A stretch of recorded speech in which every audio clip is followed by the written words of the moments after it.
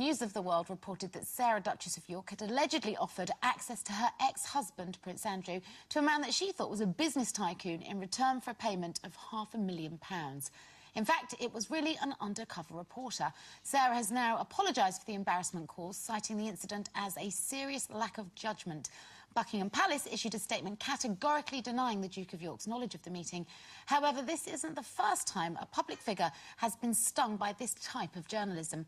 All of which begs the question, is this kind of story really in the public interest?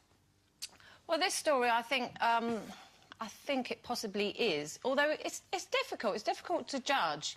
And there are certainly loads of stories that come to light, you know, by this type of journalism. And so, you know, sometimes you do have to question, are they in the public interest?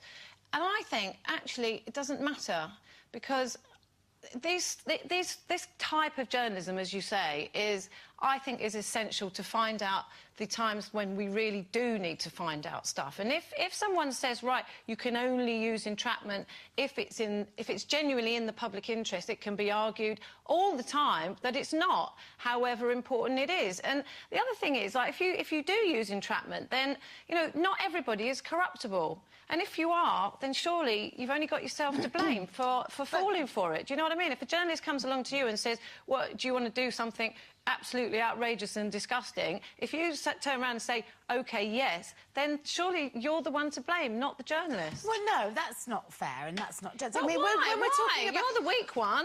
But why? I mean, why would I be weak?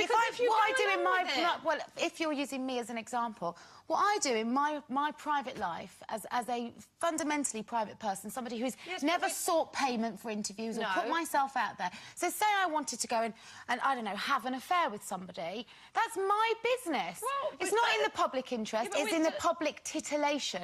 And therein lies the difference, Carol, surely. It's immoral, whatever you're doing. It's not illegal, though, and they're trying to lure you into doing something immoral. Well, so therefore, so what? If you didn't do it, then you wouldn't have to worry about it, would you? But I'm not saying you. I'm not saying you, but I'm talking about public figures, right? Yeah. Public figures who are paid for with taxpayers' money, i.e. the royal family. 100%. And I suppose the difference is here, is Sarah Ferguson supported by taxpayers' money? Well, she rents a property from her husband, who is, or ex-husband. So there's a fine line here. I mean, for example, if you get into... what I mean. I don't know if it is or not. Also, using somebody else. I mean, she was selling somebody else. I mean, how low is that? However, is entrapment and that form of journalism ever correct? And that's what one has to ask. Yeah. You know, because you're a celebrity, does it mean prepared to be exposed? No matter what you do, someone is going to find out about it, where other people in life can get away with all kinds of things and make their own decisions about whether they want to do it or not. I think if you're a celebrity and you're one of these people that does, you know, live your life through the press, you can't just expect to live all your... You can't invite the press in for the baby shots and the lovely new house shots and the lovely marriage shots and then expect them to leave you alone when all the bad stuff happens. When you've portrayed this, aren't we, a perfect family, of course they're going to print, well, actually, no, they're not, because he or she's having an affair. But if you are a private person who has tried to live a private life as much as you can and you haven't done all of those things, then surely do you have a right to say, OK, I might not be very well behaved in my marriage, for example, but that's our business, not your business? Is that not where the line could and should be drawn? Well, yes, but I think the problem nowadays, what scares me with the entrapment thing is, you know, if they're doing entrapment because they have good evidence that this person is doing something that's wrong and it is in the public interest, what scares me about entrapment nowadays are the ones where they set up the entrapment where actually the person isn't doing anything.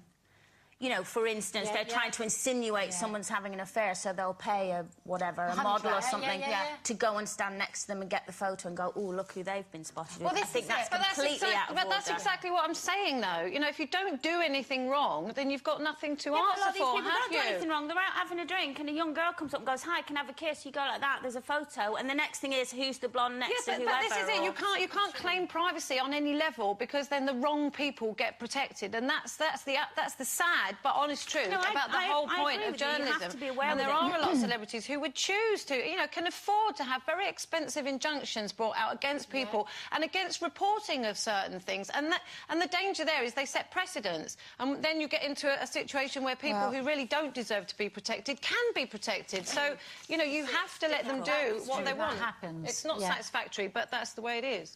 Let us know what you think. Remember, the